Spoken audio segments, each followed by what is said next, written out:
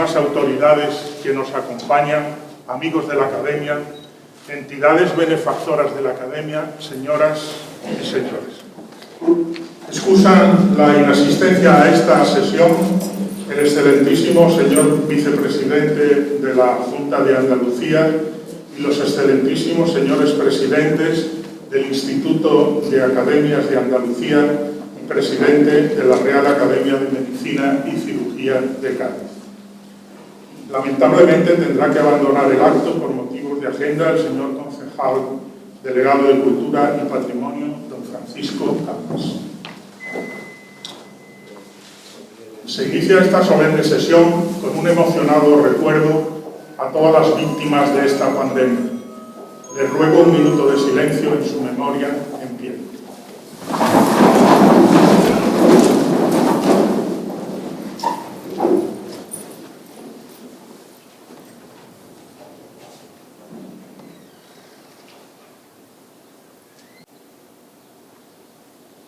Descansen en paz. Esta Real Academia de Ciencias, Artes y Letras de San Dionisio, que tengo el honor de presidir, hoy se inunda de alegría en esta primera sesión presidencial con motivo de la solemne sesión de clausura del curso académico 2020-2021. Quisiera despojar el saludo de bienvenida de toda retórica y expresar francamente el enorme gozo con el que esta Real Corporación y el que les habla recibimos a la excelentísima señora doña Ana María Orellana Cano como académica numeraria en este acto. Cedo la palabra a continuación al ilustrísimo señor don Juan María Vaca Sánchez del Álamo, secretario general de la Academia, que procederá a la lectura de la certificación de la acreditación del acuerdo de nombramiento de académica de número de la excelentísima señora doña Ana María Orellana Cano. Con la venia del presidente. Juan María Vaca Sánchez del Álamo, secretario general de la Real Academia de San Dionisio de Ciencias, Artes y Letras, certifico que reunida la Junta General Extraordinaria de esta Real Academia de San Dionisio de Ciencias, Artes y Letras, miembro de número del Instituto de Academias de Andalucía y miembro asociado del Instituto de España, el día 30 de julio de 2020, acordó, a propuesta de su Junta de Gobierno, nombrar académica de número de esta Real Corporación a la excelentísima señora doña Ana María Orellana Cano, magistrada especialista de la Sala de lo Social del Tribunal Superior de Justicia de Andalucía, de Madrid, y doctora en Derecho por la Universidad Complutense, por su fecunda labor en la Administración de Justicia y por su extraordinaria aportación al mundo del derecho, lo que comunico para conocimientos y efectos en Jerez de la Frontera a 22 de junio de 2021. Muchas gracias por su intervención. Invito a continuación a los académicos de número, ilustrísimos señores, don Juan María Vaca Sánchez del Álamo y don Antonio Millán Garrido, que actuarán como introductores y que acompañarán a la académica electa para su acceso a esta sala.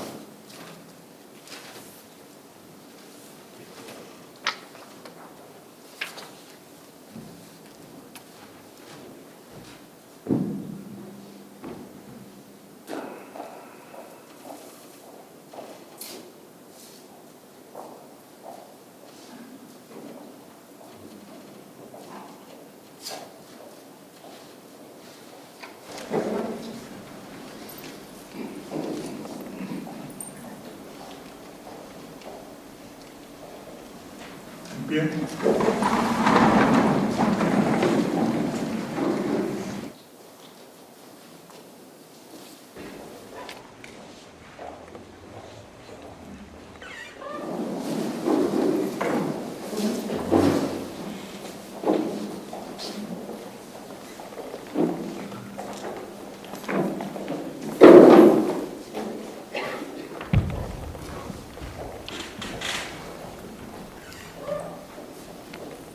Ratifica su señoría ilustrísima en la aceptación de la propuesta de ingresar en esta Real Academia de San Dionisio de Ciencias, Artes y Letras del nombramiento de académica de número y de formar parte del Pleno de la Corporación, me ratifico. Jurado promete su señoría ilustrísima guardar sus estatutos y sus reglamentos y trabajar por ella, defendiéndola y aportando su cooperación. Lo juro. En nombre de esta Real Academia de San Dionisio de Ciencias, Artes y Letras de Jerez de la Frontera, confirmamos pública y solemnemente vuestro nombramiento de académica numeraria y miembro del Pleno de la misma. Podáis utilizar sus atributos y ocupar su tribuna pública. Procurad enaltecer a esta corporación que hoy os acoge en su seno y contribuid con vuestra meritoria labor al esplendor y honra de las ciencias, las artes y las letras, cuyo estudio y fomento nos ha sido confiado. Pueden ocupar sus asientos los ilustrísimos señores académicos y la académica recipentaria la tribuna de oradores. Con la venia, señor presidente.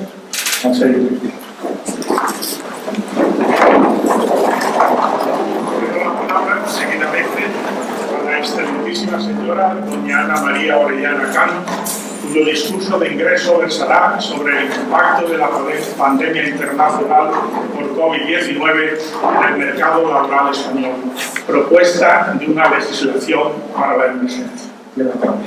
Con la venia, excelentísimo señor presidente de la Real Academia de San Dionisio de las Ciencias, Artes y Letras, excelentísima señora alcaldesa, ilustrísimo presidente, ilustrísimas e ilustrísimos académicos de la Real Academia de San Dionisio de las Ciencias, Artes y Letras, ilustrísimo señor presidente de la Audiencia Provincial, ilustrísima señora decana de los magistrados de Jerez de la Frontera, ilustrísimo señor fiscal jefe de la Fiscalía de Área de Jerez de la Frontera, ilustrísimas e ilustrísimos miembros de las carreras judicial y fiscal, ilustrísimo señor comisario jefe de la Policía Nacional de Jerez de la Frontera,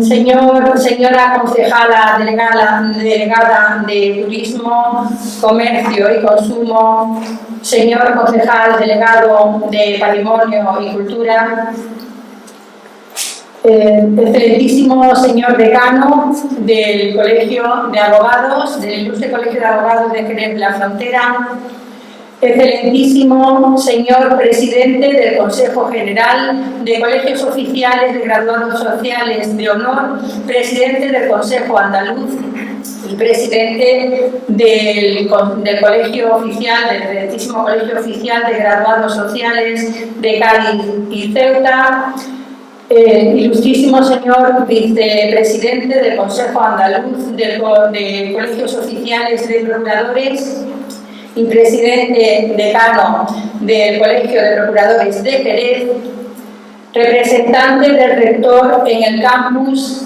de Jerez, señor presidente de la Asociación Santo Ángel de Jerez de la Frontera, señora delegada territorial de Jerez Sierra del Colegio Oficial de Médicos, señora directora del Colegio de la Compañía de María, Junta de Gobierno en Pleno del Ilustre Colegio de Abogados de Jerez de la Frontera, miembros de la Junta de Gobierno del Colegio Oficial de Graduados Sociales de Cádiz y Ceuta, miembros de la Junta de Gobierno del Colegio Oficial de Procuradores, autoridades civiles, militares y eclesiásticas, letrados de la Administración de Justicia, abogados, graduados sociales, procuradores, estimada familia del fallecido, tristemente fallecido académico de número de esta Real Academia de San Dionisio de las Ciencias, Artes y Letras, del ilustrísimo señor don José Ristori, señoras y señores, querida familia.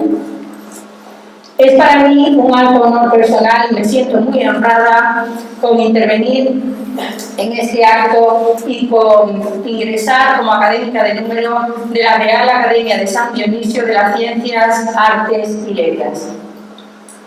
En la vida, como en las tragedias de Eurípides, el tiempo da paso a lo inesperado. Esta Real Academia de San Dionisio fue constituida el 9 de octubre de 1948. Fue presentada públicamente el 12 de octubre del año citado.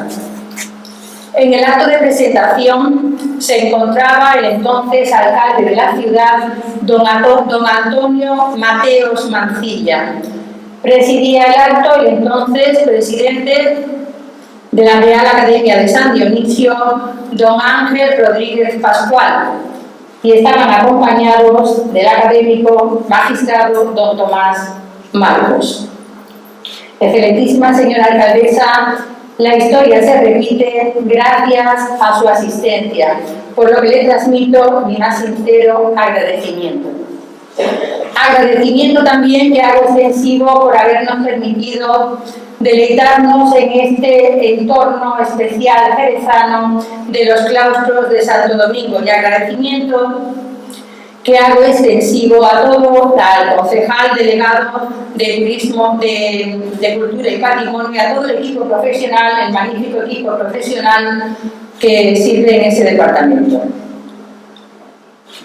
Decía Fray Luis de León, los datos los he cogido de la historia de la Real Academia desde 1948 al año 2018, escrita por el ilustrísimo señor secretario general de honor de esta Real Academia, don Andrés Luis Cañadas Machado, al que felicito muy cordialmente por su extraordinaria obra. Decía Fray Luis de León que faltan palabras en la lengua para los sentimientos del alma. Y efectivamente en este acto no encuentro palabras para manifestar mi enorme sentimiento de gratitud. Mi gratitud al excelentísimo señor presidente de esta Real Corporación, el excelentísimo señor don Joaquín Ortiz Tardío, por su trato exquisito y amable con el que siempre me ha dispensado y por su generosa bienvenida. También mi agradecimiento al excelentísimo señor presidente de honor de esta Real Academia de San Dionisio por el trato amable que también siempre me ha tenido y por la cordial acogida en esta docta casa.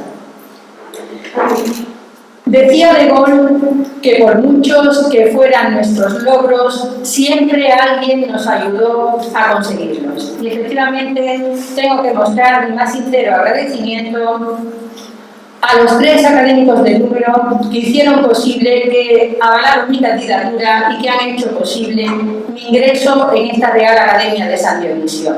Me refiero al excelentísimo señor presidente, don Joaquín Ortiz Tardío, al ilustrísimo señor secretario general, don Juan María Vacas, y al ilustrísimo señor académico de número y vicepresidente de Ciencias, don Antonio Millán.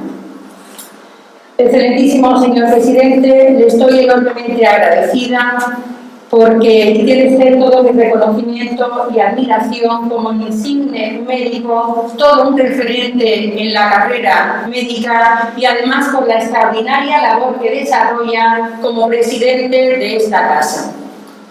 Igualmente, muestro mi más sincero agradecimiento al ilustrísimo señor secretario general, don Juan María Vacas, por la extraordinaria labor que desarrolla en la Academia, junto también con mi agradecimiento por su inestimable ayuda, por su esfuerzo y por su dedicación en la preparación de este acto. Igualmente mi agradecimiento al ilustrísimo señor don Antonio Millán, catedrático de Derecho Mercantil, que también constituye un referente importante como excepcional jurista en el ámbito del derecho mercantil, una materia que yo también he estudiado mucho y desde luego tiene también todo mi reconocimiento por sus sabias enseñanzas y sus enriquecedoras aportaciones. Y un agradecimiento muy especial al ilustrísimo señor académico don Luis García Ruiz. Es para mí un gran honor que se haya encargado del discurso de contestación en este acto. Fui su alumna, me dio clases cuando cursaba el primer curso en la Facultad de Derecho de Jerez de la Frontera. Me impartió la asignatura de Derecho Político, después denominada Derecho Constitucional. Siempre fue un excelente jurista, un magnífico orador, y sus clases cumplían a la perfección lo que declaró George Stein, que decía que cualquier clase, cualquier lección en el aula, por muy teórico o muy pragmático que sea su contenido, siempre es una lección de libertad. La formación nos hace libres y por eso, estimado profesor, mi más sincero reconocimiento, respeto y gratitud. Mi más sincero agradecimiento también a mi familia. Permítanme un recuerdo cariñoso y entrañable a mis padres, Alfonso Orellana y Tana Cano.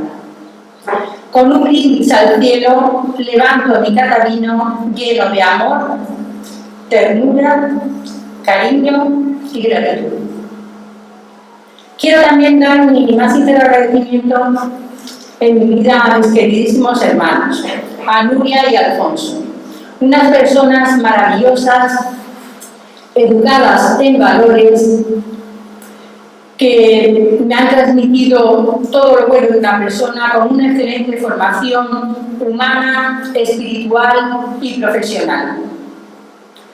Es la hora, según el protocolo académico, de glosar la figura de la persona de mi antecesor en este cargo de académico de número de la Real Academia de San Dionisio de las Ciencias, Artes y Letras, el ilustrísimo señor don José Ristori.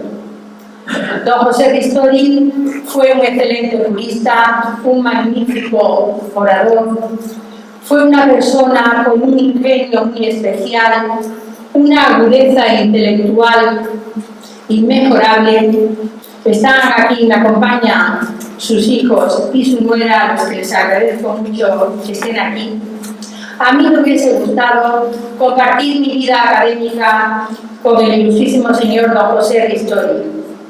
Es triste para mí no poder llevar a cabo este objetivo, pero me comprometo firmemente a llevar el cargo con la dignidad y la consideración y el decoro debidos.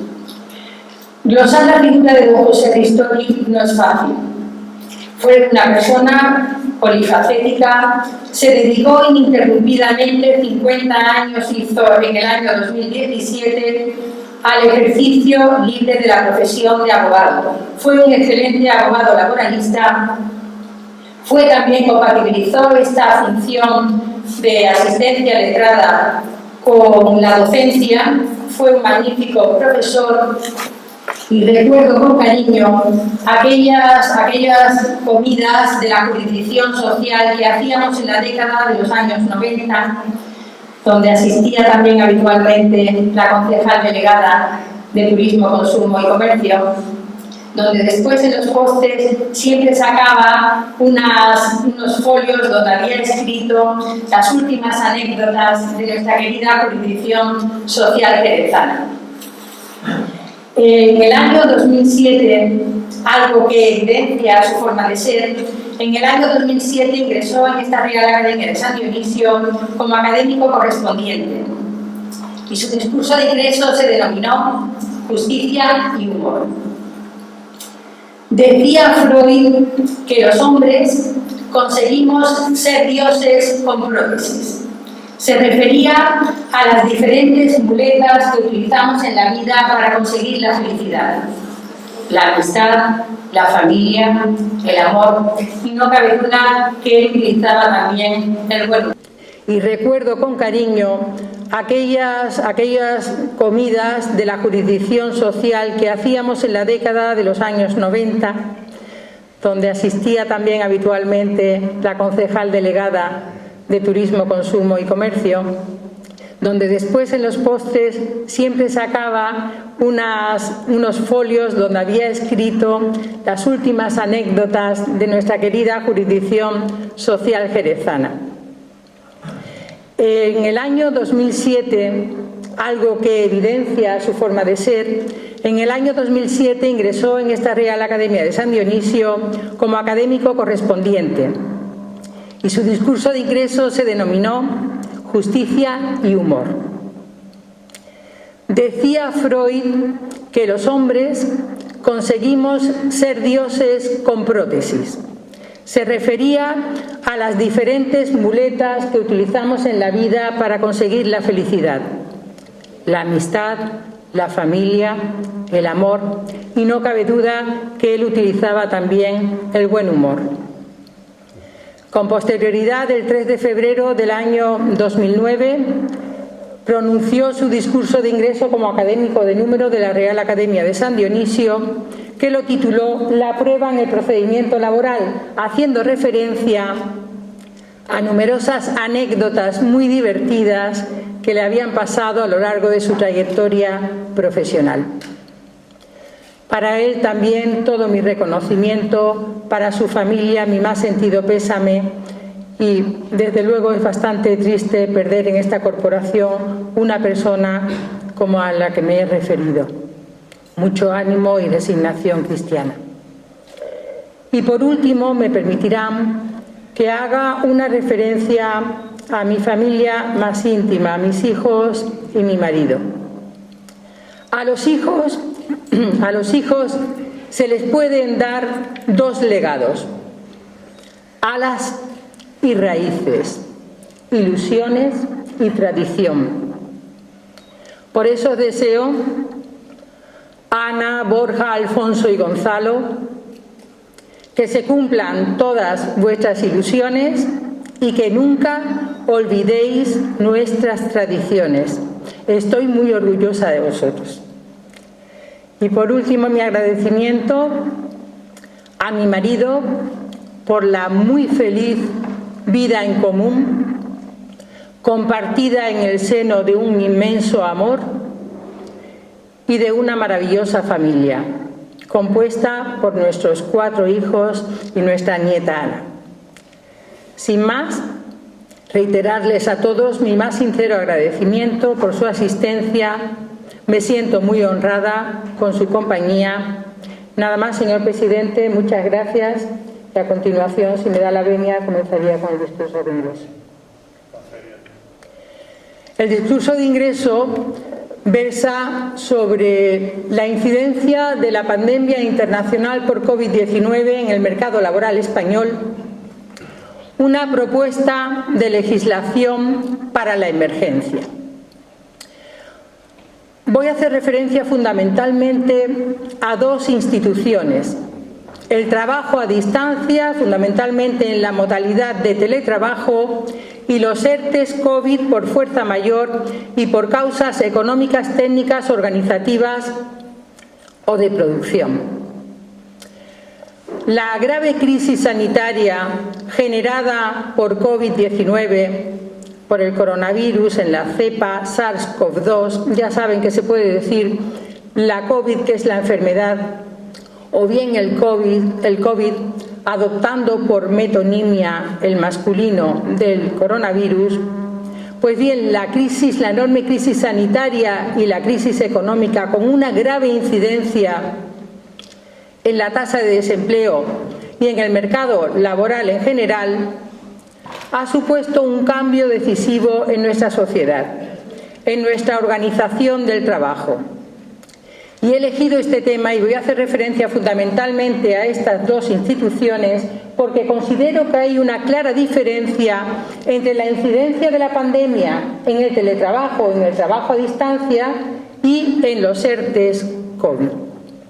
De forma tal que el teletrabajo, el trabajo a distancia, se ha visto promovido, impulsado y desarrollado por la pandemia internacional y podríamos decir que ha venido para quedarse, con lo cual ha sido regulado en el Real Decreto Ley 28/2020 de 22 de septiembre y constituye una nueva forma de organización del trabajo, porque decía Einstein que tiempo y espacio no son formas de pensar, sino una condición de vida.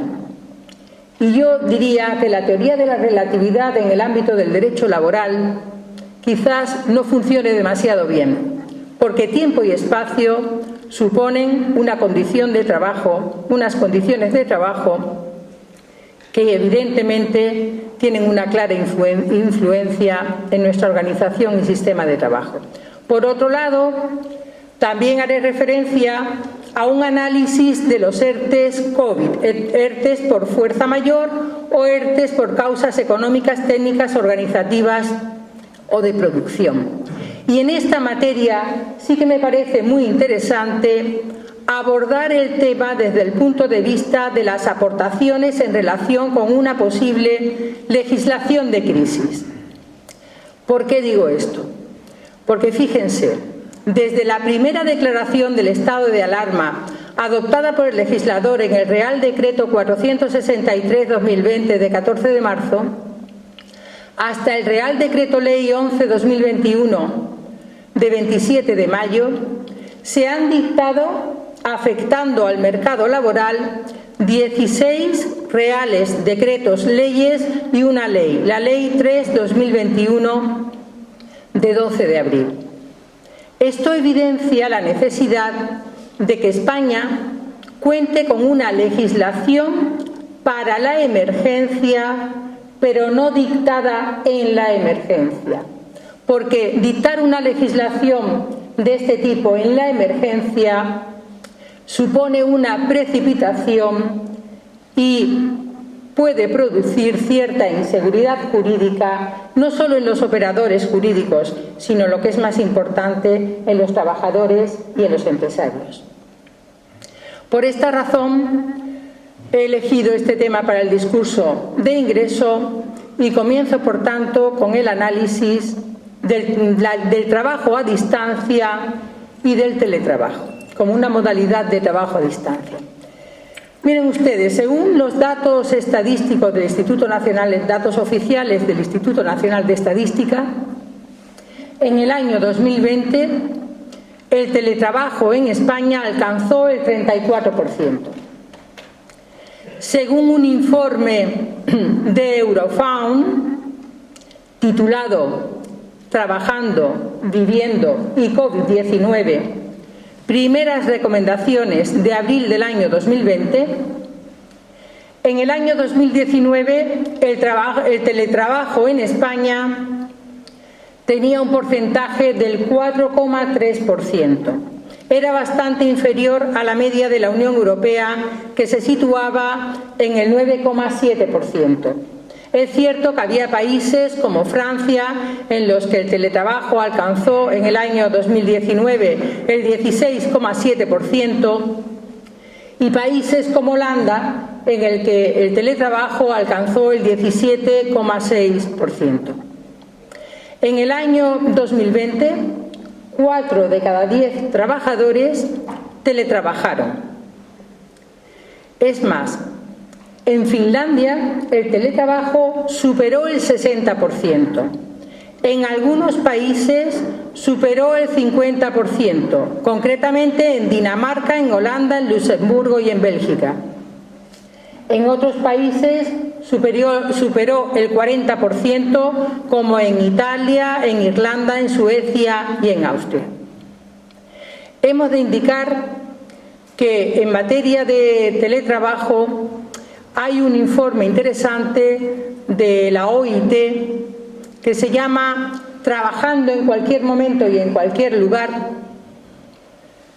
consecuencias en el ámbito laboral, la primera edición, que data de 2019. Y en este informe pone de manifiesto los principales países de la Unión Europea que tienen muy desarrollado el tema del teletrabajo, y cita específicamente a Finlandia, a Suecia, a Dinamarca, a Holanda, a Bélgica, a Gran Bretaña, al Reino Unido, a Japón y a Estados Unidos, que Estados Unidos también tiene una norma a la que me referiré con posterioridad. En materia de teletrabajo en la Unión Europea es muy interesante tener presente el Acuerdo Marco Europeo de Teletrabajo de 16 de julio del año 2002. Este acuerdo marco establece las pautas esenciales, las directrices que deben respetar todos los Estados miembros a los efectos de cierta homogeneización en la normativa relativa al teletrabajo. Y en el ámbito internacional, a mí me parece sumamente interesante un informe que fue emitido para la reunión 109 de la OIT, que no llegó a celebrarse por motivo de la pandemia, pero que se denominaba Promover el empleo y el trabajo decente en un panorama cambiante.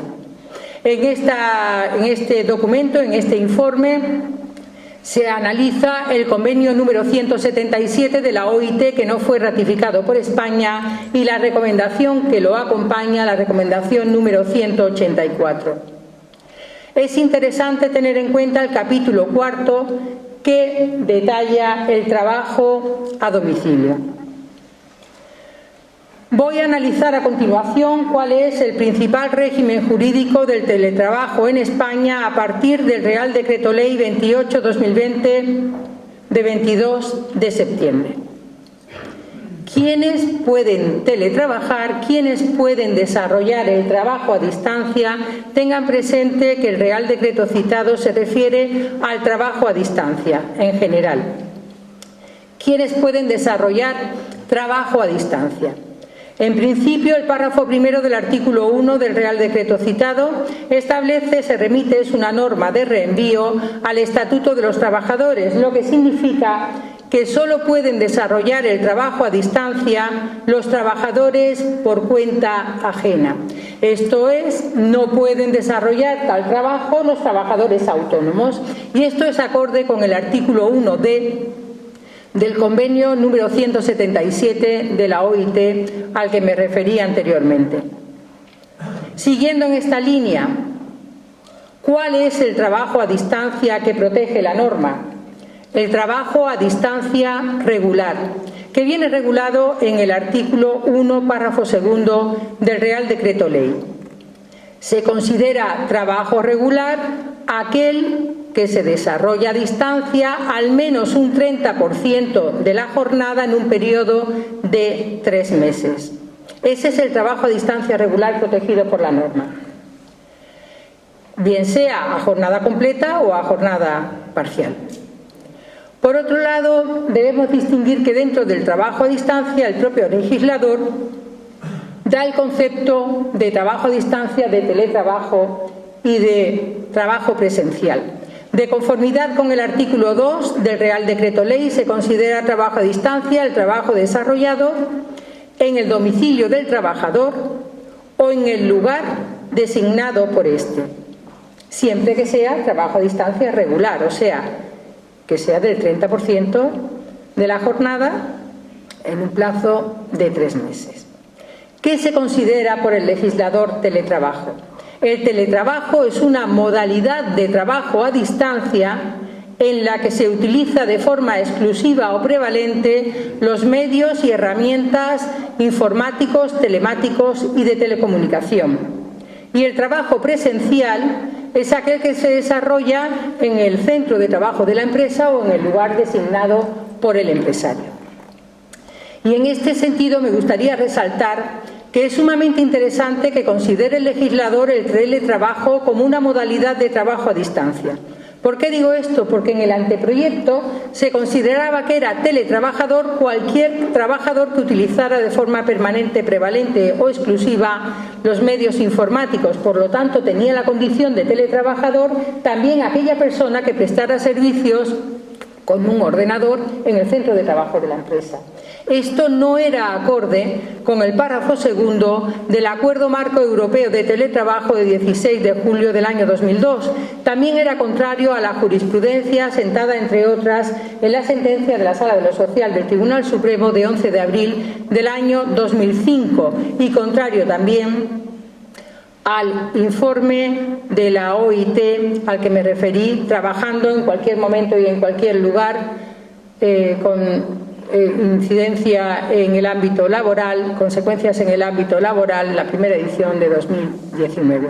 O sea que con buen criterio considera el legislador que el teletrabajo debe ser considerado una modalidad de trabajo a distancia.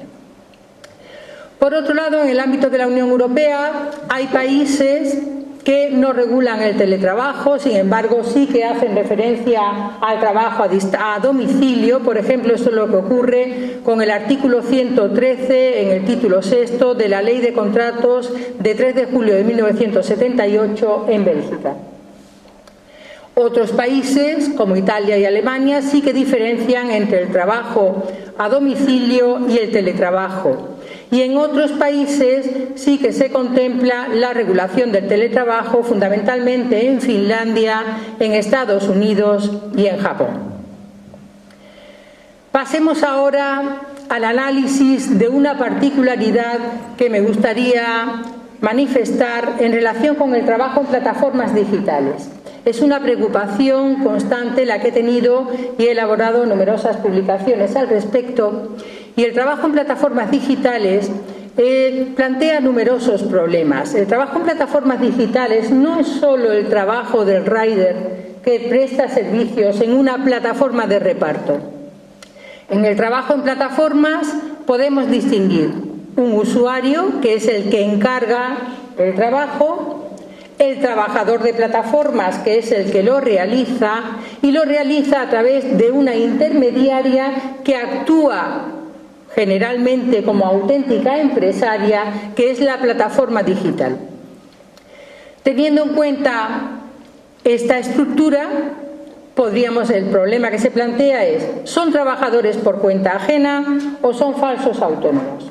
Y en este sentido me gustaría resaltar que la mayoría de la doctrina judicial ha considerado que son trabajadores por cuenta ajena los trabajadores de plataformas de reparto, o sea, los riders. En este sentido se pronunció la sentencia de la Corte de Casación francesa de 4 de marzo del año 2020 en relación con el caso de Uber, o también la sentencia de la Sala Cuarta del Tribunal Supremo de 25 de septiembre del año 2020 en el caso Globo.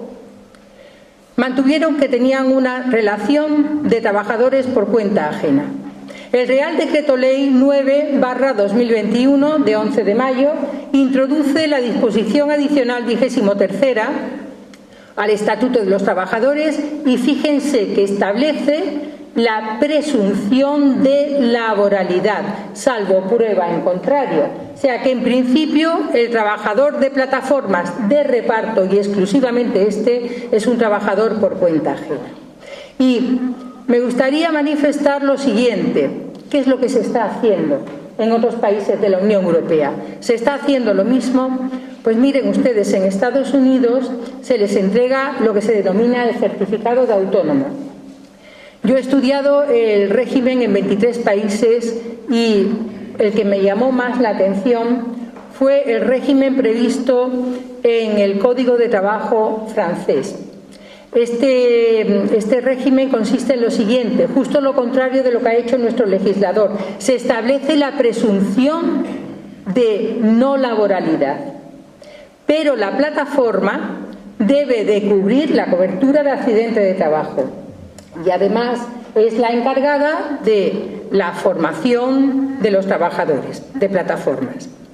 Así se establece en el párrafo primero del artículo 8.226, párrafo sexto, del Código de Trabajo. Inicialmente se implantó en la Ley 2016-1088 de 8 de agosto de Francia y fue codificado con base en el artículo 55 del Código de Trabajo.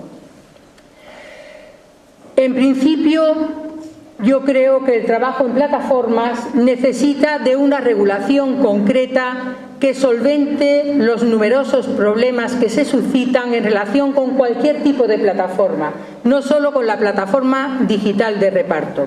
De este modo, mi criterio es que el legislador pudo aprovechar o debió aprovechar, o hubiese sido deseable que lo aprovechara, precisamente la legislación reguladora, el Real Decreto Ley 28/2020 de 22 de septiembre que analizo en relación con el trabajo a distancia. ¿Por qué digo esto? Porque fíjense, en el informe a la reunión 109 que no se pudo celebrar de la OIT, expresamente se incluye en el apartado 9 del capítulo 4 el trabajo en plataformas como una modalidad del trabajo a distancia. Además, así se ha contemplado en el artículo 351 del Código de Obligaciones suizo, también en Australia, en Canadá y en Alemania cuando reúna las condiciones de trabajador por cuenta ajena. Por otro lado, entrando ya en el análisis del trabajo a distancia, hemos de tener en cuenta que existe una limitación en el artículo 3 del Real Decreto Ley que establece que solo podrán realizar trabajo a distancia en un 50% de la jornada los menores, los que tengan un contrato en prácticas o un contrato de formación y aprendizaje. El artículo 4 del Real Decreto Ley establece la prohibición de discriminación, haciendo una especial y acertada referencia a la prohibición del acoso por razón de sexo, del acoso sexual, del acoso discriminatorio y del acoso laboral. Ningún trabajador a distancia puede ver mermados sus derechos en relación con los trabajadores que prestan servicios de modo presencial, ni en la retribución, ni en la estabilidad en el empleo, ni en el tiempo de trabajo, ni en la formación y promoción profesional.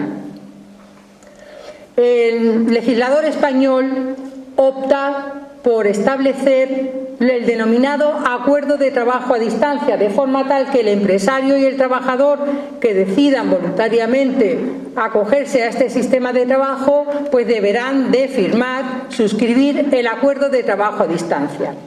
¿Qué han hecho otros países del mundo y de la Unión Europea en el ámbito internacional y europeo?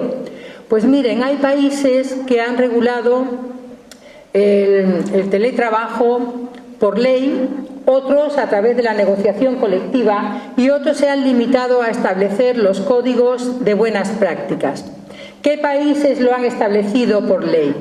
Pues lo ha establecido por ley la Ley de Promoción y Desarrollo del Teletrabajo del año 2010 en Estados Unidos. De hecho, fíjense que, con un poco de broma, el presidente Obama decía que era el teletrabajador en jefe porque prestaba servicios en la Casa Blanca. Otra ley importante de teletrabajo es la húngara. La ley 28ª de 2004, que fue codificada al Código de Trabajo húngaro, aprobado por la ley 22ª en el año 1992, contiene una regulación detallada y acertada del teletrabajo. Igualmente se ha regulado en Italia y también existe una ley de teletrabajo de Argentina del año 2020. Otros países, como indicaba, lo han regulado a través de la negociación colectiva. En este sentido es muy importante el caso de Suecia. Lo hacen a través de la negociación colectiva, pero tienen un organismo de medio ambiente laboral, de forma tal que en Suecia el entorno del teletrabajador es controlado con el organismo de medio ambiente laboral. También se establece unos formularios en diversos sectores en los convenios colectivos en Finlandia. Y es muy interesante el convenio número 85 de 9 de noviembre del año 2005 de Bélgica, que contiene una regulación detallada y acertada del trabajo a distancia y del teletrabajo. Y en otros países se ha llevado a cabo la implantación mediante códigos de buenas prácticas, fundamentalmente en Gran Bretaña, en Irlanda y en Japón. En Japón el teletrabajo ha adquirido una especial relevancia fundamentalmente por lo siguiente. La mujer no ha conseguido incorporarse al mercado laboral, la población está envejecida y además el índice de natalidad es bastante bajo, con lo cual ven en la fórmula del teletrabajo una forma de organización del trabajo que puede facilitar sobre todo la incorporación de la mujer al mercado laboral. Bueno, pues el acuerdo de trabajo a distancia, de conformidad con el artículo 5, es voluntario para ambas partes, para la persona trabajadora y para el empresario. Fíjense, en el anteproyecto se establecía que el trabajo a distancia solo era voluntario para la persona trabajadora, por lo tanto, podía imponerle al empresario el trabajo a distancia o el teletrabajo. con buen criterio, porque además así se establece en el párrafo C del artículo 1 del convenio de la OIT 177, con buen criterio es voluntario para ambas partes, por eso tiene que suscribir el acuerdo de trabajo a distancia. De conformidad con el artículo 6 del Real Decreto Ley, se tiene que hacer por escrito. De conformidad con el artículo 7 hay un contenido mínimo. El artículo 8 establece la posibilidad de reversión, implantando una preferencia en favor del trabajador que durante toda la relación laboral haya prestado servicios de forma telemática, y tiene preferencia a las vacantes, y se pueden establecer otras vacantes mediante la negociación colectiva. Son importantes algunos derechos que se recogen en el Real Decreto Ley. El primer derecho, y el más conflictivo, es que, de conformidad con el artículo 11, el empresario debe facilitar las herramientas al trabajador para que pueda llevar a cabo el trabajo a distancia o el teletrabajo. Por lo tanto, el ordenador, los medios informáticos o de telecomunicación que precise, y también debe de abonar la compensación de los gastos ocasionados. A mi juicio, como también se refiere a la negociación colectiva, mi criterio es que lo más fácil es que se establezca un complemento salarial en el propio convenio colectivo. Los artículos 13 y 14 se refieren al tiempo de trabajo. En el informe de la OIT, Trabajando en cualquier momento y en cualquier lugar, consecuencias en el ámbito laboral, la primera edición de 2019, se pone de manifiesto que el trabajador a distancia, el teletrabajador, trabaja un mayor número de horas, pero que a la hora de cumplir la jornada no coincide con la jornada del trabajador presencial. ¿Por qué? Porque hace actividades que no tienen nada que ver con el trabajo, con lo cual estos preceptos imponen la necesidad de llevar un registro horario y la necesidad también de que se cumpla la jornada de trabajo. En prevención de riesgos laborales, los artículos 15 y 16 se refieren a la negociación colectiva, y a mí me parece muy interesante tener como pauta un documento de la Agencia Europea de Seguridad y Salud Laboral referida a nuevos retos y emergentes en relación con la utilización de las nuevas tecnologías hasta el año 2025. Se establece en el artículo 17 la protección del derecho, el derecho a la protección de datos personales. Claro, ustedes pensarán, ¿puede el empresario a un teletrabajador que presta servicios en su domicilio colocarle una cámara de vigilancia encaminada a controlar su prestación de servicios? De acuerdo con el artículo 17.1 del Real Decreto Ley de Trabajo a Distancia, solo se podría colocar si se cumplieran los requisitos de necesidad, idoneidad y proporcionalidad. Se podría implantar un sistema para controlar la prestación de servicios del trabajador dentro del propio ordenador. Está prohibido por el párrafo segundo del artículo 17, y de conformidad con el párrafo tercero del artículo 17 se establece la posibilidad de control de la prestación de servicio por el empresario, o sea, poder acceder incluso a los correos electrónicos particulares del trabajador, siempre que se cumplan los presupuestos establecidos desde ya la sentencia antigua de la Sala Cuarta del Supremo de 26 de septiembre del año 2007 y consagrada también en la sentencia de la Gran Sala del Tribunal de Justicia de la Unión Europea del caso Barbulescu de 5 de septiembre del año 2017. Es decir, en primer lugar, el trabajador tiene una expectativa de confidencialidad.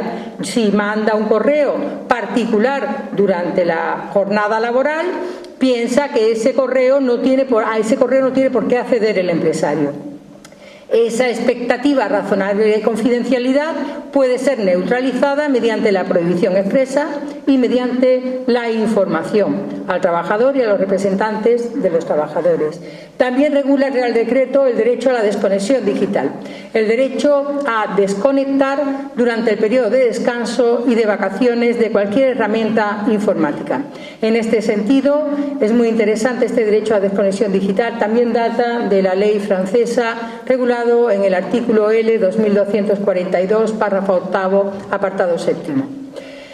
Y en cuanto a los derechos colectivos, el problema que suscita, a mi juicio, la regulación del trabajo a distancia es que se les reconoce a los trabajadores, pero no detalla el legislador a qué unidad electoral vendría asignado el trabajador que cuando la empresa tenga varios centros de trabajo. Tampoco regula el teletrabajo y el trabajo a distancia transnacional. Muy brevemente voy a hacer referencia a los ERTEs COVID por fuerza mayor y a los ERTEs COVID de todo. Miren ustedes, después de la declaración del estado de alarma, por Real Decreto 463-20 de 14 de marzo, las empresas comenzaron con las medidas de contención y limitativas de la actividad, comenzaron a despedir a los trabajadores y a extinguir contratos temporales. La norma básica la constituye el Real Decreto Ley 820 de 17 de marzo, que implantó ya los ERTEs COVID por fuerza mayor y por causas económicas, técnicas, organizativas o de producción. Ya en el Acuerdo de Reactivación Económica y del Empleo del 3 de julio del año 2020, los interlocutores sociales pusieron de manifiesto la necesidad de establecer con carácter estructural y no coyuntural una legislación para la emergencia. Así, esto fue lo que hizo Alemania en el año 2008. Con la crisis económica del año 2008, Alemania implantó la reducción de la jornada como una legislación de crisis y en el periodo de pandemia solo ha dictado una ley el 27 de marzo del año 2020 para activar la aplicación de la legislación de crisis y dos leyes del 27 de marzo del año 2020, una relativa a la protección social y otra a la dependencia. Yo propongo que todas las medidas a las que me voy a referir sean implantadas en una legislación para la emergencia. La gravedad de la situación se evidencia en que, fíjense, desde el 16 de marzo del año 2020 al 31 de mayo, se reconocieron en España 3.748.009 prestaciones por desempleo derivadas de COVID. Superaba con mucho la media de la Unión Europea, que estaba en 2.967.000. La tasa de desempleo en España alcanzó el 14,8% frente a la tasa de desempleo de la Unión Europea, que era del 7,3%, había países como Alemania con el 3,5% o como Francia con el 8,7%. Ante esta situación, me parece interesante adoptar algunas medidas que han adoptado otros países para la futura legislación de crisis o de emergencia.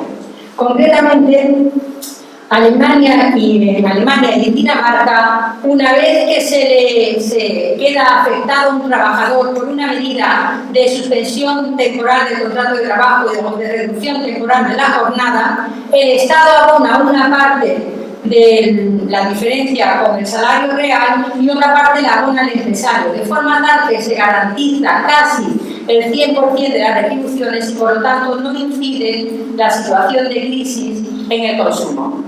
También me parece interesante establecer la medida implantada en Canadá, donde cuando se va desafectando a los trabajadores de los ERTEs, se les va ayudando por el empresario al abono de una parte de las retribuciones. El gran problema que se plantea es la prohibición, la relativa prohibición de despedir. Ese es el problema judicial que se está planteando actualmente.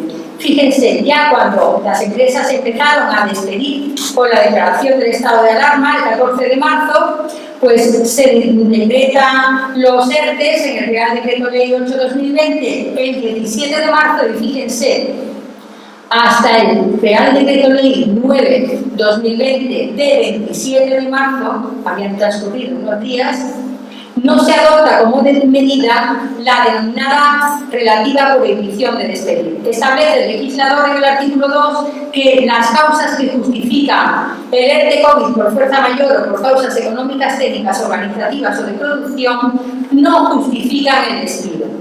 Esto ha sido interpretado por distintas doctrinas de tribunales superiores de justicia, concretamente la sentencia de la Sala de lo Social del Tribunal Superior de Justicia del País Vasco del 23 de febrero del año 2021, declara que el despido es nulo porque se utiliza una argucia fraudulenta contra el agente. Sin embargo, la sentencia de la Sala de lo Social del Tribunal Superior de Justicia de Aragón del 15 de febrero de este año 2021 declara que el empresario puede optar entre un ERTE o un ERE por esas causas, pero si opta por llevar a cabo, por tramitar un ERTE COVID, no podrá, con las mismas causas, tramitar el ERE de extinción. La sentencia de la Sala de lo Social, del Tribunal Superior de Justicia de Madrid, no es ponencia mía ni de mi sección, de 30 de noviembre del año 2020, declaró que siempre que la causa tenga carácter coyuntural, justificará un ERTE, pero si es estructural, la empresa no tiene nada que hacer, justificará el ERTE. Este año, el 19 de abril de este año 2021, dicté una sentencia que se aprobó por unanimidad en la Sala de lo Social del TSJ de Madrid, donde mantengo el mismo criterio que sostuve en el informe COVID de la Real Academia, de la Comisión de Expertos de la Real Academia de Jurisprudencia y Legislación de España, en la que me encargué de elaborar el informe relativo al ámbito laboral. Pues bien, yo defiendo que cuando el legislador dice que no justifica el despido la causa de fuerza mayor o causas económicas, técnicas, organizativas o de producción, COVID, lo que quiere decir es que es un despido sin causa. Y el despido sin causa, en nuestra legislación de conformidad con el artículo 55.4 del Estatuto de los Trabajadores, es un despido improcedente. Por lo tanto, por eso me refiero a la relativa prohibición de despedir. Porque al final lo que ha hecho el legislador es encarecer el despido y que la indemnización sea de 33 días de salario por año de servicio en lugar de ser de 20.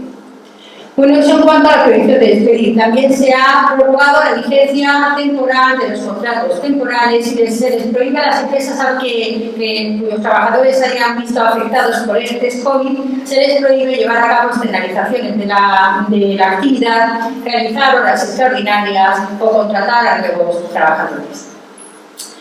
En cuanto al ERTE COVID por fuerza mayor, vienen reguladas las causas en el artículo 22 del Real Decreto Ley 8/2020, del 17 de marzo, y se considera que existe fuerza mayor cuando la pérdida de la actividad de la empresa tiene causa directa en COVID-19, incluida la declaración del estado de alarma, en supuestos tales como cancelación de actividades, cierre de establecimientos, limitación de la movilidad de las personas, de las mercancías, del transporte, por contagio o aislamiento de la plantilla o por falta de suministro que haga imposible o perjudique gravemente la actividad empresarial. En cuanto a las causas, hemos de tener presente que ha habido mucha doctrina judicial interpretando este precepto, que yo considero que toda esa doctrina judicial debería de incorporarse a la denominada legislación para la emergencia. Concretamente, por ejemplo, la sentencia de la Sala de lo Social del Tribunal Superior de Justicia de Castilla y León del 25 de enero de ese año 2021 declaró que no constataba la existencia de fuerza mayor respecto de una empresa de fisioterapia porque había sido una de las actividades declarada esencial y por tanto no se había visto afectada por las medidas de contención COVID del Real Decreto de Estado de Alarma. En el mismo sentido, la sentencia de la Sala Cuarta del Tribunal Supremo del 9 de septiembre del año 2020 declaró que la causa que justifica el ERTE COVID tiene que ser coyuntural y no estructural. También la sentencia de la Sala de lo Social de la Audiencia Nacional del 30 de octubre del año 2020 decretó que no constataba la existencia de fuerza mayor en una empresa dedicada al aparcamiento público y privado. ¿Por qué? Porque la pérdida de la actividad era una pérdida indirecta COVID. No se había visto afectada por el cierre del establecimiento, pero evidentemente sí que tenía una disminución de la clientela. Y esto no es causa de fuerza mayor, sino causa productiva. Por otro lado, está el problema de las contratistas. Las contratistas también pueden acogerse a los ERTE COVID por fuerza mayor, como declaró el oficio 811 bis de la Dirección General de Empleo de 19 de marzo del año 2020.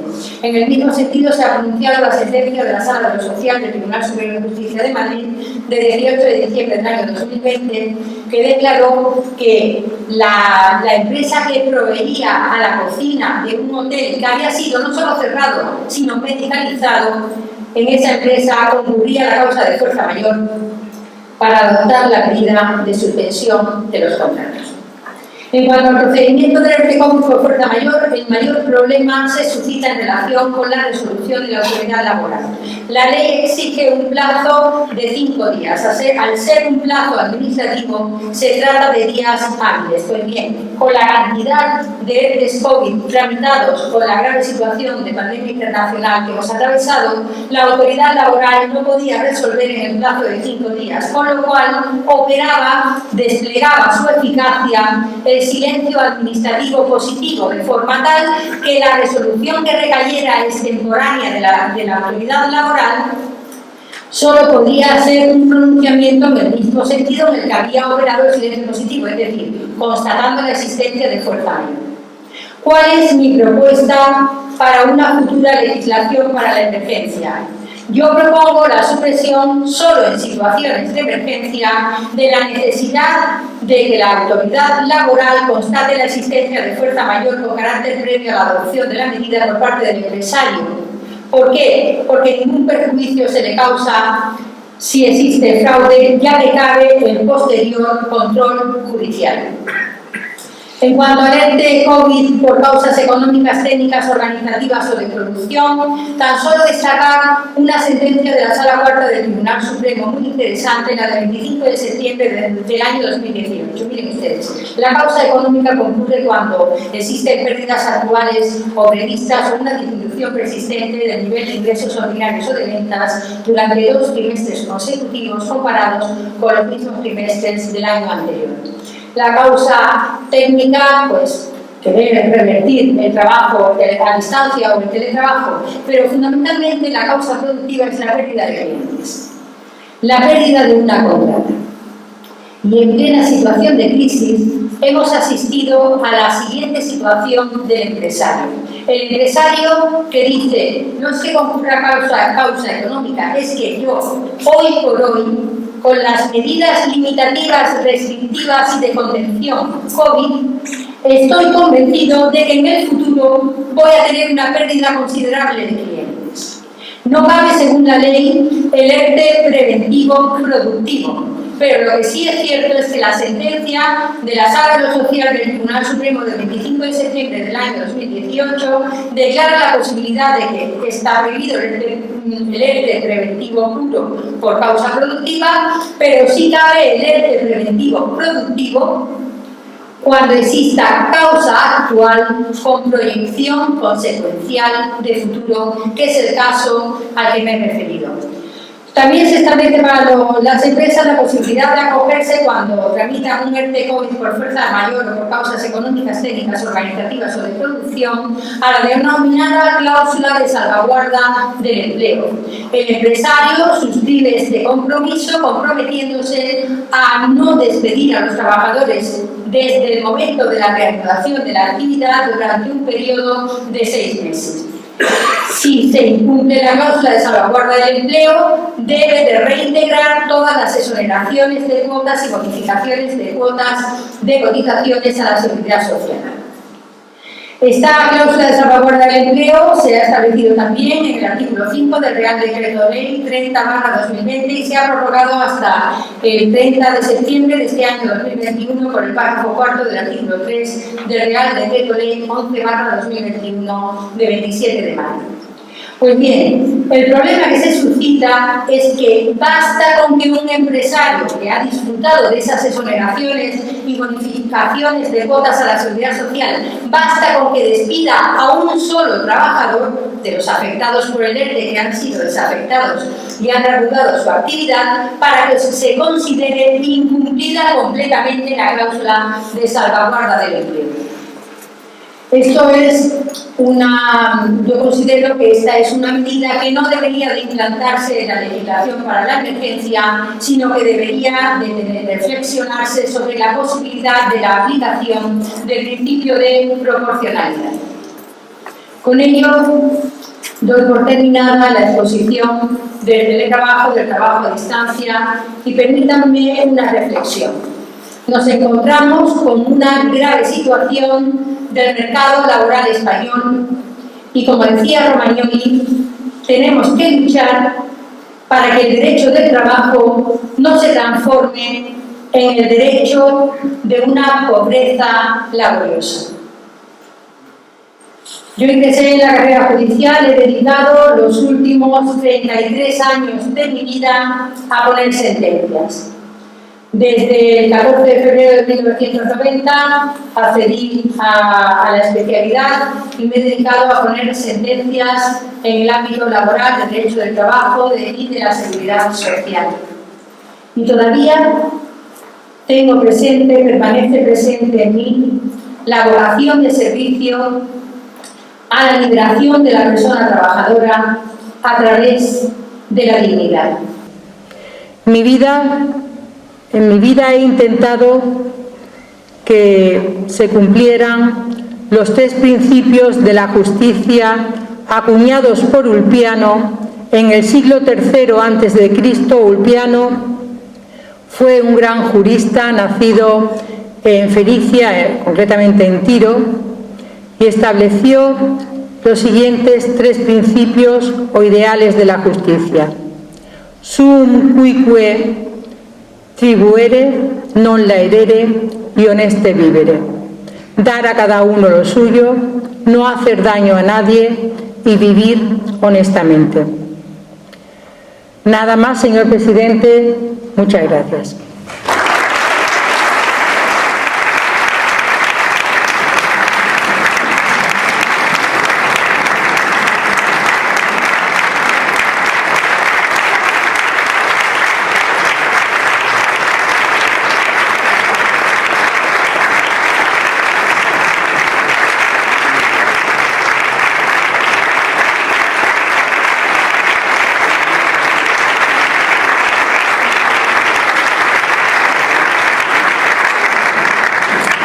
La felicitación por tan brillante disertación.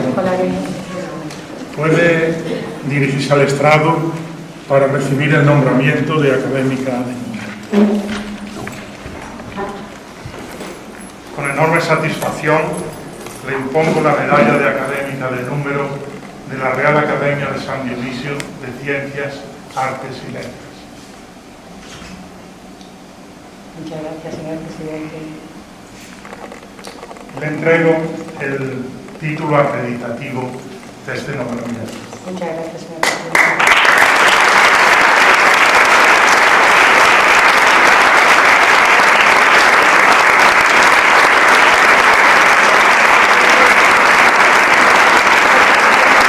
A continuación, cedo la palabra al ilustrísimo señor don José Luis García Ruiz, académico de número de esta institución, catedrático de Derecho Constitucional de la Universidad de Cádiz, designado por la Junta de Gobierno de esta academia según nuestros estatutos, para que en nombre de la misma conteste preceptivamente al discurso de la recipiendaria. Tiene la palabra. Señor presidente, espero que todo vaya bien porque tengo un dolor de riñón tremendo, pero bueno. Señora alcaldesa, señor presidente de esta institución, distinguidas autoridades que nos acompañan, compañeros de la academia, señoras y señores. Estamos en tiempos complicados. Por eso, lo primero que quiero resaltar, algo se ha dicho ya antes, es que esta academia, que ha mantenido durante todo este curso una actividad a distancia mediante videoconferencias, algunas de las cuales muy buenas y muy seguidas, celebra hoy su primer acto presencial. Y es muy simbólico que el primer acto presencial sea precisamente el de la entrada en la academia de un nuevo miembro, porque es la señal más evidente de nuestra continuidad como institución. Y el ritual académico exige que en vez de presentar a quien pronuncia el discurso de ingreso, como se suele hacer normalmente en las conferencias, aquí el rito es que el discurso de ingreso sea epilogado por una contestación a cargo de un miembro de la academia. Y en esa estamos, miembro de la academia designado por la Junta Directiva. Lo normal es que mis primeras palabras fueran de agradecimiento por esta designación, pero yo las voy a cambiar por otras palabras que son palabras de satisfacción. y la satisfacción es que hoy, con Ana Orellana, entra en la academia una jurista, pero no es una jurista cualquiera. Yo quiero recordar que hace más años de lo que ella y yo quisiéramos, cuando yo empezaba a lucir los primeros entorchados de la docencia universitaria, Ana fue alumna mía, ella lo ha recordado, y la retengo en la memoria como perteneciente a ese grupito de alumnos destacados que uno siempre conserva con añoranza. Y tengo que decir que en aquella primera época, no sé si ustedes han oído el rum ese universitario de que todo profesor pasa por 3 fases, la de Sancho el Bravo, Sancho el Fuerte y Sancho Panza. Yo en aquella fecha era Sancho el Bravo, no me casaba con nadie, tenía un alto nivel de exigencia y creía que el 10 solamente se lo merecía Dios Padre. Y en ese contexto, Ana fue capaz de arrancarme la primera matrícula de honor que yo di. Luego, sinceramente, he dado algunas otras, pero tengan ustedes que ya había dejado de ser Sancho el Bravo y había pasado a ser Sancho el Fuerte. Y eso tenía lugar en una universidad que pretendía todavía ser el templo de la excelencia. Una universidad a la que no había llegado el tsunami de medianía a que nos condujo la ley de reforma universitaria, de medianía en docentes y discentes, a que nos condujo la ley de reforma universitaria. Una universidad en la que para aprobar había que saber. Pues bien, ahí, pasito a pasito, en esa universidad que todavía era competitiva y selectiva, Ana, pues creo que fue el número 1 de su promoción y consiguió en 1985 el premio extraordinario al mejor expediente académico. Y luego, pasito a pasito, pues como entonces hacía falta hacer un examen de grado previo al doctorado, pues ella hizo su examen de grado y tuvo sobresaliente. Y luego, pasito a pasito, pues hizo el doctorado, esta vez en Madrid, donde obtuvo un sobresaliente cum laude con una tesis que ya preconizaba un poco su futura especialidad, el concurso de acreedores y las relaciones laborales, o las consecuencias laborales del concurso de acreedores. Y así, pasito a pasito, hasta llegar a ser miembro de la Real Academia de Jurisprudencia y Legislación, que pensarán ustedes que eso es una cosa cualquiera, pues no lo es, porque desde el siglo XVIII hasta aquí, solamente 4 mujeres han sido o son miembros numerarios de esa Real Academia de Jurisprudencia y Legislación. Por cierto, cuya sección 8ª, que tiene que ver con el derecho laboral, creo que preside. La exposición de Ana hoy pues tiene que ver con el derecho y tiene que ver con el derecho laboral, que es su especialidad, porque ella ha recordado que lleva 30 y tantos años y de esos 30 y tantos años, más de 30 en el ámbito del derecho laboral. Y no solamente, digamos, como magistrada de a pie, sino que hizo sus oposiciones para magistrado especialista, la segunda convocatoria que se produjo a nivel nacional, y ahí obtuvo el número 1, con lo cual resulta que es la segunda en el escalafón nacional de magistrados especialistas en el orden laboral. Y pasito a pasito, a través de diversos órganos judiciales, hasta llegar donde hoy está, de momento, en el Tribunal Superior de Justicia, Sala de lo Social de Madrid. Mientras tanto, se ha entretenido un poquito en otras cosas en paralelo a su actividad principal. Pues creo que ha pronunciado no sé cuántas, creo que más que yo, es decir, no sé cuántas conferencias y ha participado en no sé cuántos cursos, ha ejercido la docencia en grado universitario y en no sé cuántos másteres, Por otra parte, digamos, tiene una relativa actividad social relacionada siempre con su actividad, porque es presidenta del Consejo General de la Mutualidad General Judicial y, en fin, Gran Cruz de San Raimundo de Peñafort. Pero si yo quiero resaltar esta actuación jurídica de nuestra nueva compañera, quiero sobre todo detenerme en algo a lo cual ya he aludido, pero modestamente. Y es que creo que lleva puestas como ponente más de 14.000 sentencias. 14.000 sentencias, si ustedes las dividen por los 30 años de actividad en la jurisdicción laboral, sale a una media de 500 sentencias al año. Nadie puede decirse que la actividad de Ana Orellana como magistrada no sea una actividad productiva. Es verdad que en el proceso laboral las normas, digamos, son más cómodas, más fáciles que en el resto de los órdenes jurisdiccionales. Por eso yo muchas veces he abogado porque en el resto de los órdenes jurisdiccionales también se establezcan esas reglas, digamos, relativamente fáciles y cómodas, para que hubiera una justicia más rápida y, por lo tanto, más justa. Bueno, el tono de la intervención me obliga, digamos, a entrar en alguna de estas materias, pero francamente yo no puedo competir con la especialización de Ana. Ella nos ha hablado de dos grandes secuelas jurídicas derivadas de la pandemia que hemos padecido y que seguimos padeciendo. Una es el teletrabajo y otra es la de los ERTES. Yo no puedo hacer más que pequeñas apostillas, En materia de teletrabajo, pues quizás recordar, y algo de eso has insinuado tú, que de acuerdo con el planteamiento europeo, todo teletrabajo es siempre un trabajo a distancia, y por lo tanto las discusiones doctrinales sobre la contradicción entre ambas cosas, pues no tiene hoy mucho sentido.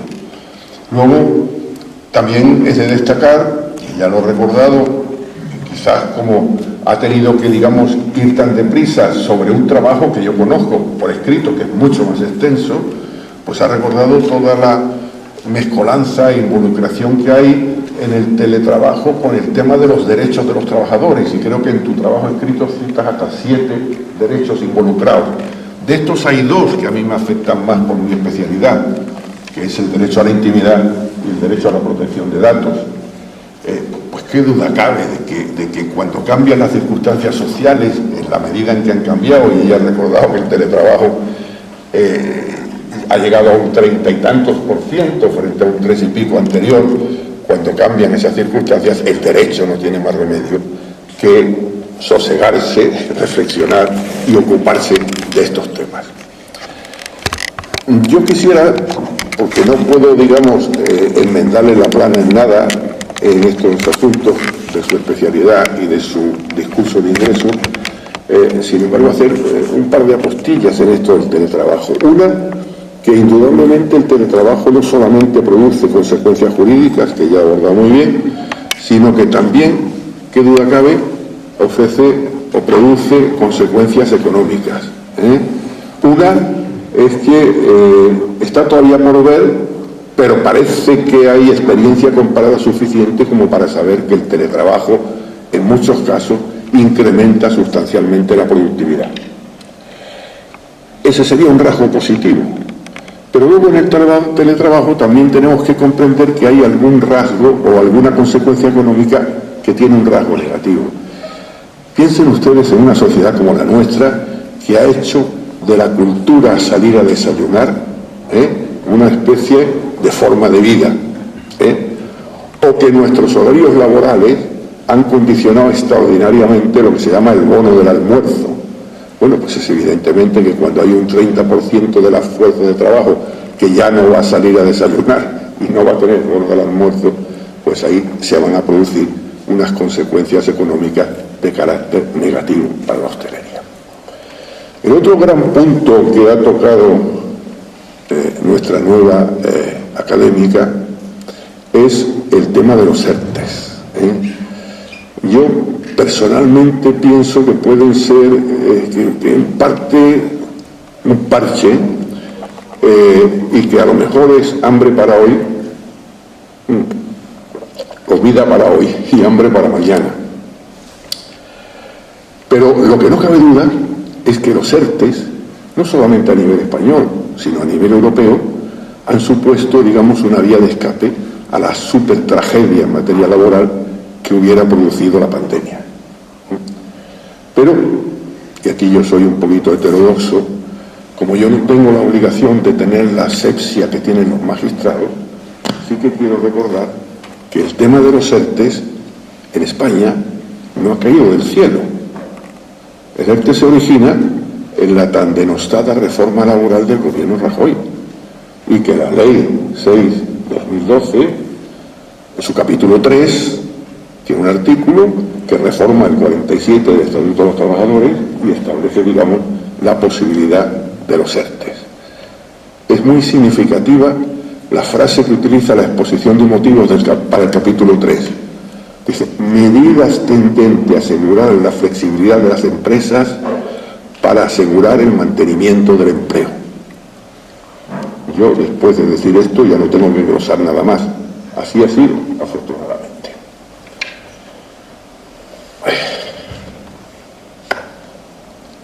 Hay un autor muy famoso, que a mí me gusta mucho, al cual la crítica ha vuelto a poner de manifiesto recientemente, que es Stefan Zweig. Y este señor, en su exilio de Persépolis, sin ningún medio material a su alcance, fiando solamente en su mente, nos dejó escritas sus memorias que llevan como título de El mundo de ayer. Y en esas memorias nos relata su infancia y su adolescencia en la Viena burguesa del emperador Francisco José, donde todo era previsible y por lo tanto todo era seguro. Y nos cuenta también su primera juventud en esa Europa sin fronteras, donde no había falta pasaporte y donde las clases acomodadas y los intelectuales se movían libremente porque la consideraban una especie de morada colectiva, que además era una morada, digamos, muy atractiva, porque el progreso económico y el desarrollo técnico la había convertido en eso. Y la Primera Guerra Mundial puso punto final y abrupto a ese mundo de ayer. Pues nosotros también estábamos en el mundo de ayer, pleno de seguridades, absolutamente fiados en la idílica situación que teníamos en el primer mundo por el desarrollo económico y por el progreso técnico, y de repente viene un bichito, como dicen algunos, y lo pone todo en almoneda, y resulta que se producen y se van a producir una serie de cambios inconmensurables. Si yo tuviera que ocuparme de esos cambios, tendría que hacer otro discurso de entrada, pero no tengo tiempo, como es obvio. Pero lo que está claro es que esos cambios se están produciendo gradualmente ante o frente a una sociedad que está anestesiada entre el terror y el dolor, y que, digamos, se conforma con un cambio situacional que es muy problemático. Como yo no soy laboralista, sino que he sido, ya estoy jubilado, catedrático de Derecho Constitucional, me atrevo, sin abusar mucho de su tiempo, a detenerme también en dos secuelas jurídicas de la pandemia. Ana se ha detenido y lo ha hecho muy bien en la secuela del trabajo a distancia o del trabajo-teletrabajo y de los ERTEs. Yo me voy a detener en dos. La primera de ellas es el fenómeno que se está produciendo en el que la administración pública está redefiniendo su ámbito de actuación y sus relaciones con los administrados. Aquí se ha partido de una especie de dogma de fe, la de que el funcionario público, a salvo los sanitarios, que eso no tienen otro remedio, el funcionario público es más susceptible de contagio que cualquier otro ciudadano, por supuesto mucho más que los dependientes de un gran supermercado. Y a partir de ahí, recordando al viejo administrativista que escribió el libro ese de la teoría del desgobierno, y donde decía que en la administración pública no os creáis que todo viene jerarquizado y de arriba abajo, que la administración pública y las relaciones contigo, lo más importante es el criterio del tío de la ventanilla e inmediatamente después lo que dice el jefe de este tío. Es decir, al revés de cómo debiera ser. Bueno, pues en ese contexto resulta que hemos asistido y estamos todavía asistiendo a cosas muy curiosas, se han cambiado los pasos. Ahora ya se han cerrado las oficinas cuando ha aparecido el jefe de la dependencia, se ha empezado a atender a la gente a través de físicamente de ventanas que dan a la calle, se ha fijado una especie de necesidad de cita previa, se ha fijado un número clausus cada día para qué tal, se hace que la gente esté en la calle a pleno sol o a plena lluvia haciendo cola para esperar ser atendido, se dice y se determina qué medios de pago se pueden utilizar o no, e incluso se llega al pintoresquismo, vayan ustedes a la ITV, que les dicen a ustedes qué tipo de mascarilla puede usted utilizar o no. Entonces a mí me parece que se está produciendo una falta de simetría en las relaciones entre la administración pública y los ciudadanos, de manera que el mundo se empieza a dividir en dos mitades claramente diferenciadas: quienes dependen de una facturación directa o indirectamente para sobrevivir y quienes tienen una nómina pública. Y los que tienen una nómina pública pues están redefiniendo las reglas de juego, cosa que a lo mejor yo haría también si pudiera, pro domo suo. Pero eso es un poco grave, fíjense ustedes, porque hemos tardado siglo y medio casi en convertir a la administración en algo al servicio de los ciudadanos y no en algo que se impone a los súbditos. La diferencia entre ciudadano y súbdito es una diferencia fundamental y trascendental, y eso depende mucho de cómo enfoquemos a la administración. En España eso empezamos en la década moderada, hace ya siglo y medio, y habíamos casi llegado a una situación realmente razonable, pero eso, desde mi punto de vista, se está resquebrajando. Y eso afecta al Estado de Derecho. Y ese es el segundo aspecto del que quiero hablarles, del Estado de Derecho.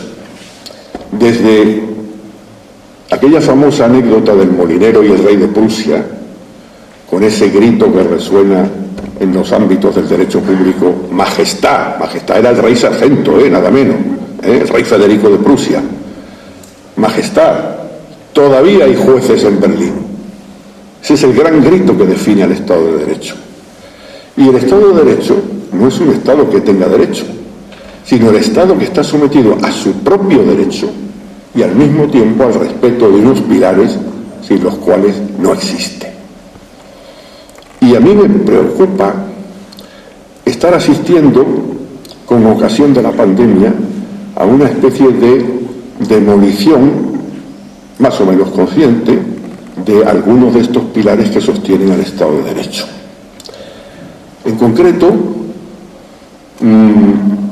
no puedo entretenerme, no puedo dar más que brochazos groseros. Ustedes que son muy inteligentes pondrán los matices, porque si empiezo a entretenerme entonces no acabo y hago un curso de doctorado. Pero en esa demolición, digamos, institucional, a mí me parece que estamos no contemplando suficientemente lo que está ocurriendo con el Parlamento. Miren ustedes, a mí es que, claro, soy profesor de Derecho Constitucional y tenemos los manuales y sabemos lo que dicen los manuales de Derecho Constitucional. Y resulta que el Parlamento, por ejemplo, al socaire de esa mayoría, que con razón o sin ella se ha denominado mayoría Frankenstein, pues resulta que ha renunciado, por ejemplo, a su importantísima labor de control. Cuando el Parlamento aprueba un estado de alarma por 6 meses, renuncia a su control cada 15 días como manda el espíritu constitucional. Pero es que el Parlamento resulta que en su función capital, que es la de hacer leyes, pues hace en 2020 un ramillete de leyes muy poquitas, 14. Y de estas leyes, además, algunas de artículo único, como la ley Tobin o la ley Google. Y resulta que las hace, la mayor parte de ellas, mediante proposiciones de ley y no mediante proyectos de ley. ¿Usted sabe la diferencia? La diferencia es que cuando yo hago una cosa por proposición de ley, estoy ocultando buena parte del debate legislativo y, por consiguiente, de la dialéctica típica de un modo parlamentario, y sobre todo estoy quitando de en medio todos los informes obligados y valiosos que tienen que estar en el Parlamento con motivo de la aprobación de una ley. Si ustedes no saben de qué estoy hablando, les recuerdo que, por ejemplo, es lo ocurrido con la ley de la eutanasia. Por ejemplo, el Parlamento no ha perdido el tiempo discutiendo la diferencia entre la atenuación de un derecho fundamental o la suspensión del mismo. Todos nuestros manuales, todos, dicen que la suspensión de un derecho fundamental no puede hacerse en el estado de alarma. Ya veremos lo que dice el Tribunal Constitucional. Entonces, hubiese sido lo normal que el Parlamento hubiese entrado en esa materia, porque no es que no, todos estamos en la pandemia y sabemos las medidas que hay que tomar, no es que no haya que atenuar, pero hay que saber distinguir entre atenuar y suspender.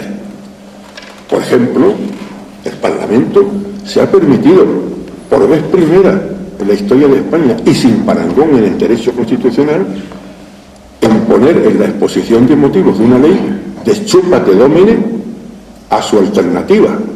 A la mayoría se ha permitido poner deschúpate domine a la minoría parlamentaria, digamos que estableciendo una serie de conceptos absolutamente intolerables. Bueno, eso es lo que ha ocurrido con el Parlamento, pero sobre todo, y ya voy a ir terminando, lo que es más preocupante es que el Parlamento, renunciando a su labor legislativa, que probablemente era inevitable en términos de pandemia, ha tenido que aceptar y tragar por la fórmula del decreto ley. Ana ha repasado un montón de decretos ley y ha citado cada uno de ellos sus fechas, sus números, etcétera, etcétera. Pero el decreto ley es una norma excepcional que la Constitución reserva solamente para los casos de extraordinaria y urgente necesidad. Y además la Constitución prohíbe que se ocupe de determinadas cosas, entre otras, los derechos y deberes de los ciudadanos.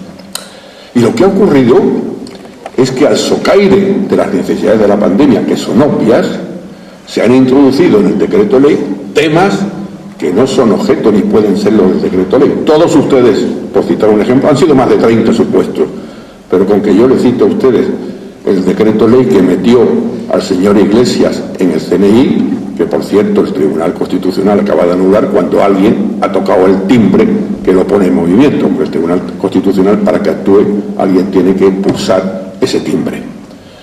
Bueno, pues, ¿cuántos decretos ley creen ustedes que ha habido en el año 2020 frente a 14 leyes? 39 decretos ley. Una cifra terrorífica. Y es que la gran vocación de todo gobierno, no importa de dónde, es gobernar por decreto, siempre que el Parlamento se lo consienta, claro está. Y fíjense ustedes, las comunidades autónomas no le han ido a la saga. Cada comunidad autónoma ha aprovechado tanto como ha podido la posibilidad del decreto ley. Pero ¿quién se ha llevado la palma? Cataluña. Cataluña ha hecho 55 decretos ley. Lo que pasa es que ya sabíamos que en Cataluña el Estado de Derecho prácticamente había dejado de existir, pero pensábamos que en Madrid el Estado de Derecho, y creemos y queremos, todavía sigue existiendo. Y dirán ustedes, bueno, ¿qué más da? ¿Qué más da? Si a fin de cuentas ha habido que actuar contra la pandemia, ¿qué más da si ha habido un estado de alarma de 98 días con sus prórrogas y luego otro estado de alarma de 180? ¿Qué más da si ha habido tantos decretos ley? Y yo les contesto, da mucho. Por eso hablaba yo de una opinión pública anestesiada por el terror y el dolor. Porque ¿saben ustedes lo que ocurre? Que cuando tenemos un estado de alarma y cuando tenemos decretos ley, las dos cosas escapan al control del Poder Judicial. Y por lo tanto, damos lugar a lo que se llama una dictadura constitucional. Sí, a lo lejos tenemos el Tribunal Constitucional, al cual se espera, pero no está.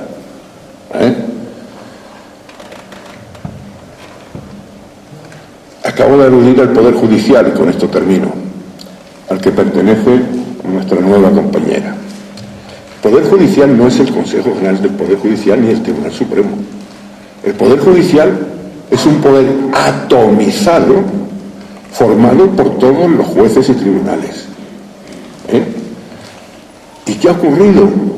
Pues ha ocurrido que durante el primero estado de alarma y sus 98 días de prórroga, el Poder Judicial ha estado hibernado, no ha existido. Para el gobierno ha sido menos importante que las fruterías. Esa es la realidad. Y luego, después, el segundo estado de alarma, los 180 días y los decretos ley, pues que producen lo que ya he dicho, que el Poder Judicial pues no ejerce el control que debiera y pudiera ejercer en un Estado de Derecho. Sinceramente, hay de nosotros el día que no podamos gritar como el molinero: todavía hay jueces en Berlín. Aquí diríamos: todavía hay jueces en Madrid, o todavía hay jueces en España. Porque ese día no habrá ninguna cortapisa al poder de quien ejerza el poder ejecutivo más o menos legítimamente. Y ustedes dirán que para qué les digo todas estas cosas, la verdad. Pues se las digo quizás diciéndole: no me hagan ustedes mucho caso. A fin de cuentas son los exabruptos de un viejo profesor que a lo mejor ya dice tonterías e incongruencias. Por eso no puedo más que pedirles disculpas y lamentar no haber estado a la altura de mi ilustre compañera. Sin embargo, a pesar de todo, sí, que probablemente la academia a la cual represento en estos momentos tiene menos glamour, menos importancia que aquella otra a la cual perteneces. Pero sin embargo, creo que para ti es más importante porque es la academia de tu pueblo. Bienvenida. Muchas gracias.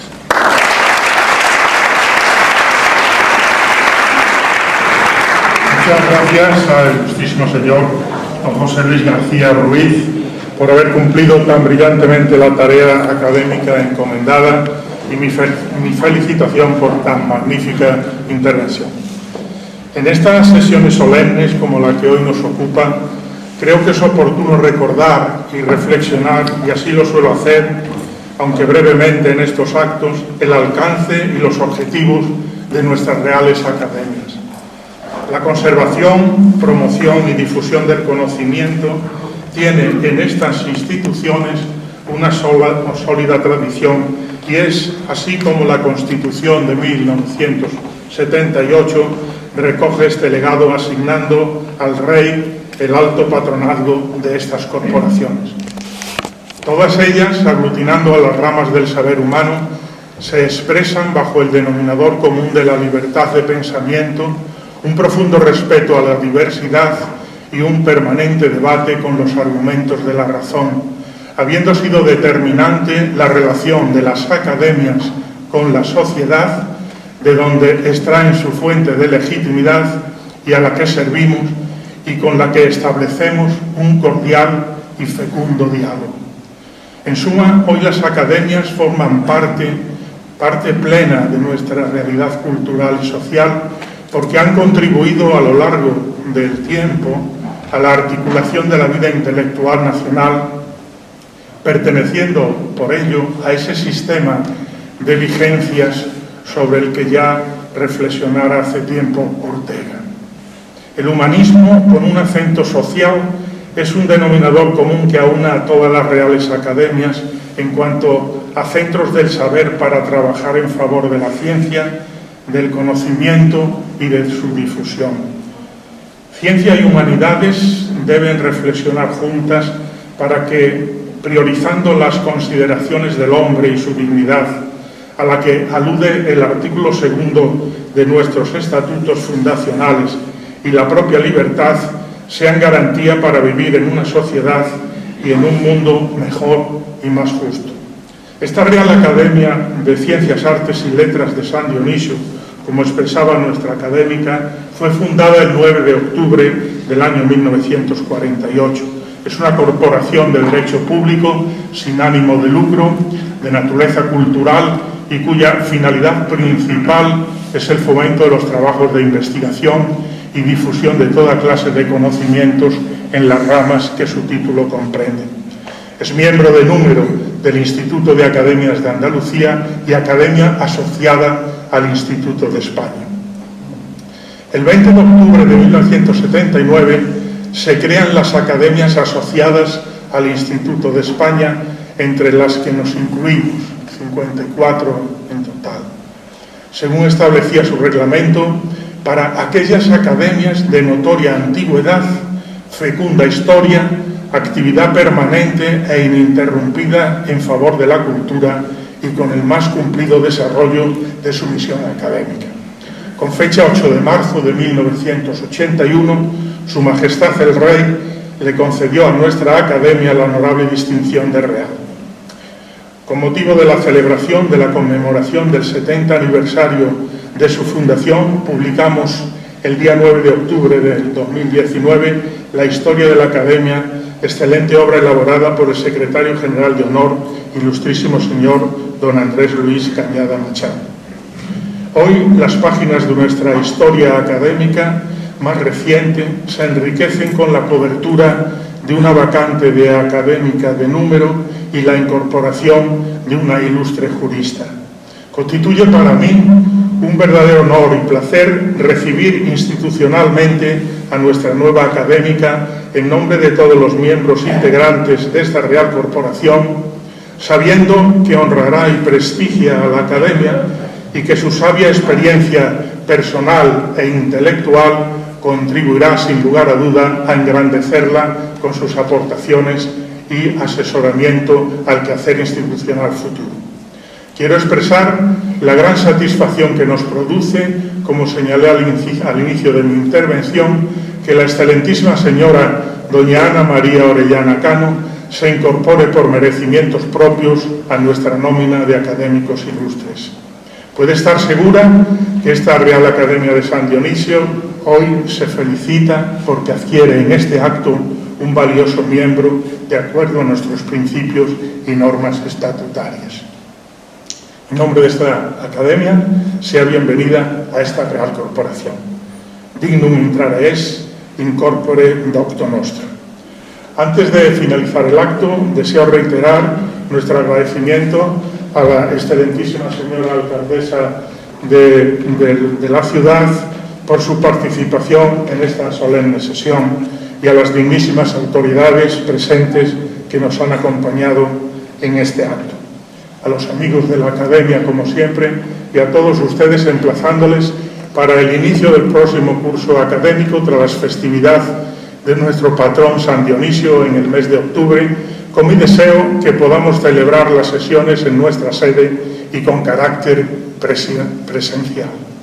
Nuestra distinguida académica nos invita seguidamente a un Jerez con el que brindaremos por su brillante trayectoria profesional y académica.